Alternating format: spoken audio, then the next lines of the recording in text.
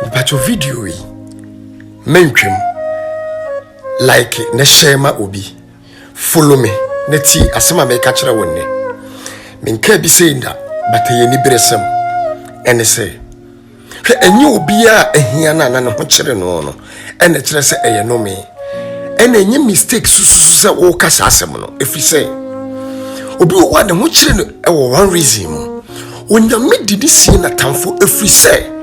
so onyame ma na tamfo hu se waye ya ebia sa bre no omre nti na tamfo bekuno no magine nsem nhira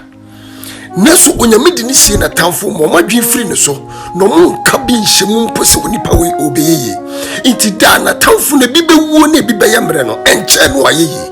na tie Psalm 91 ka sembi o se di otra susuru ni ehinta bia tratwe bia mponwina ase